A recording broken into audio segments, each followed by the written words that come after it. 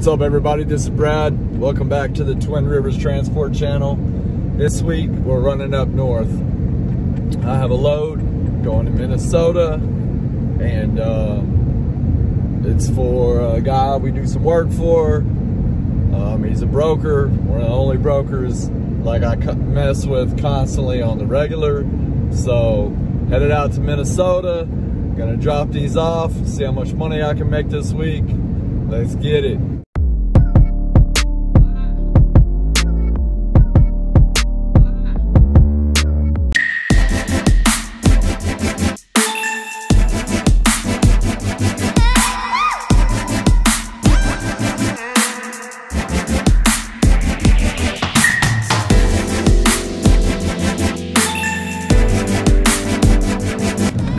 Alright, so dropped the first load off, and there's really not a whole bunch of flatbed freight out here. I run out loaded, usually direct from Fort Worth, and then I try to catch a load back. I know when I do that, the first half of my week is gonna be good because, you know, I'm running a good load for a good customer or one of these brokers that I do business with. We literally had nothing and we made something of it. I'll show you a picture of the laser engraver. Both of them are tarp loads. The wind was too bad. The audio would have been terrible. But now I'm gonna go park for the night. Because the bad thing about the second load is it will not be ready until tomorrow at 10 a.m. So it is what it is.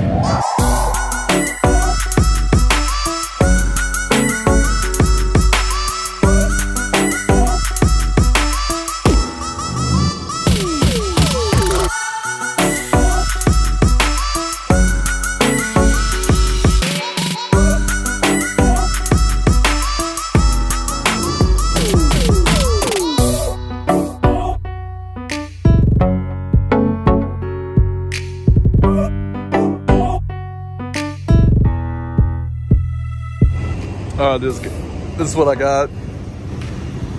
When you can't get anything, you make something happen. So in Minnesota, there wasn't a whole bunch of freight, so we made a good load. I don't really like running partials, but I did. That's a CNC laser engraver. These are 3 hydraulic tubes. This is paying $1,100. This is paying $1,500. So made good money going down there. Literally, when I picked this up, it was literally 10 minutes out of the way, so it made sense.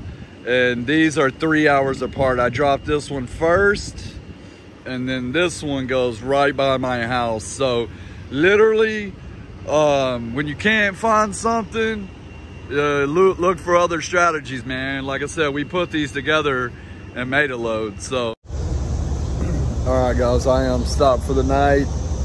I am in Oklahoma. The load is riding good. Basically, this one was odd shape to do. Literally, it's a plasma cutter, so you know the way it's tarped and everything. But I haven't had any issues with it. I do what I always do: roll up a piece of dunnage right here, strap it down. You can see right here, got the dunnage going across. Same thing with the front, and then back here, this one's riding real good. Same thing, dunnage right here. I have 2 big 4-inch straps going over this piece. A piece of dunnage in the back, holding it on. And I like doing it like that, man, because I know it's not gonna go anywhere.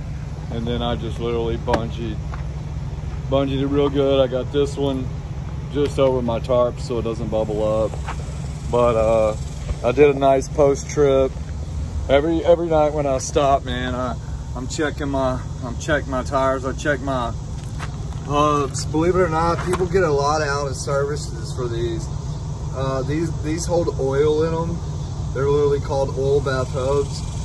And sometimes when you do tight turns, these wheels, you can see them flex, but it'll bust a seal and literally it'll leak gear oil. And you might not even know it, you know. So that's why I'm always checking every time I stop to make sure. And you know, the guy I bought this trailer from asked me, he said, hey man, he said, have your hubs, you know, started leaking at all? And I said, no. And he said, really? He said he was constantly having issues with those hubs leaking.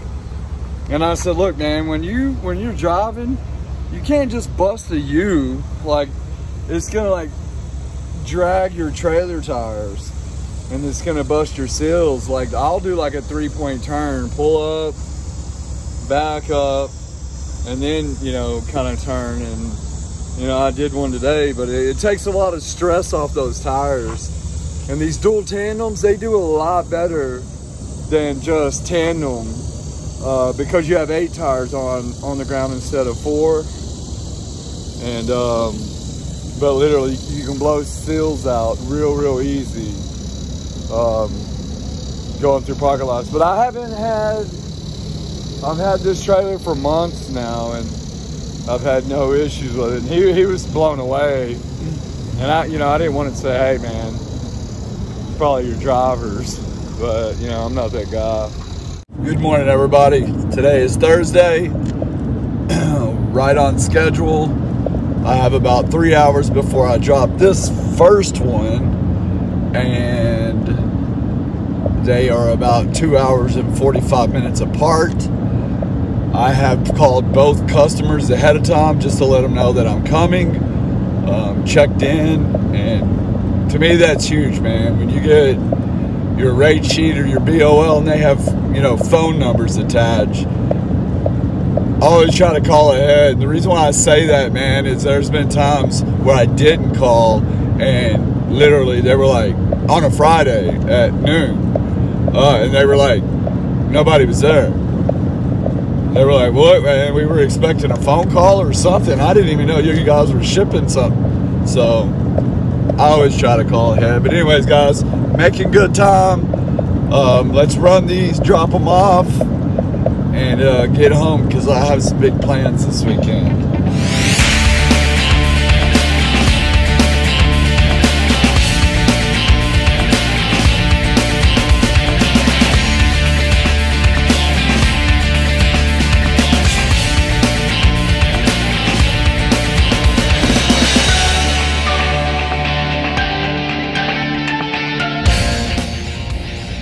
So I'm not gonna lie, it is hell trying to find this place. I'm delivering to a Komatsu, which is a heavy machinery place, and GPS took me to an exit only gate. I had to literally back out into the freeway, went to a guard shack.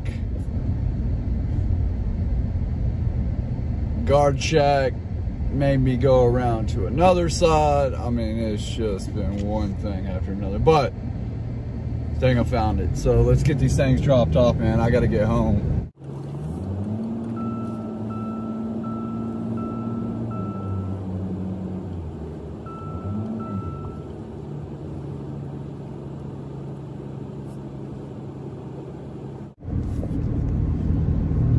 Alright guys, I got that first load dropped off. First parcel is off. Now it is off with parcel number 2. This laser engraver. I'm about 30 minutes away from dropping this load. And you know, that was quick. That was good money, and a day and a half of work. It's the good thing about this business. Work Monday through Thursday and almost do 6,000. Last week I worked Monday through Thursday. I go out, come back. Excuse me. I work 2 hours on Friday. But I do have a load set up for tomorrow at home. So that's the good thing about me running out and coming back. I get loaded. This load though is a load that I've turned down a lot, and my dude, he's got several lanes, but I run in the California lane. But he's paying me very, very well for it. I will be an hour and 15 minutes from a contact that I have in Cali that's gonna get me out. So I'm gonna try it. I'm gonna try it. And for anybody that knows and watches me, I do not like running out west of Texas. I like Texas east to Georgia, up, you know, Ohio, PA. That's my area. I'm gonna run it to Cali and try to already have it set up with my contact there who pays very, very well. So anyways, 30 minutes from this drop, gonna drop this off and head home. Pick up in the morning. My week's done. We got a VRBO on Bridgeport Lake this weekend. It's gonna be fun. Hanging out with family, friends. We're gonna have jet skis, boats, and all that. So nice week, going out, coming back, and I am in DFW, so I feel like I'm at home. But let's go drop this off. All right, I am here picking up my Friday pickup, and I love this place, but here about to get loaded and strap everything down and then head to the lake.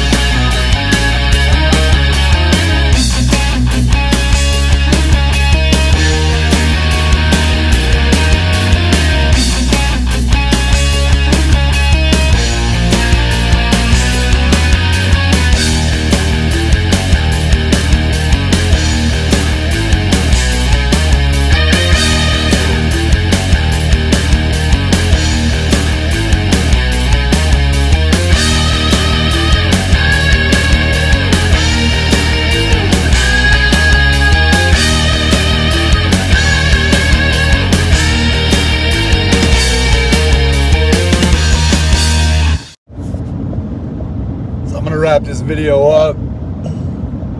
All you subscribers out there, I appreciate it. If you're not subscribed to the channel, subscribe to it on this channel.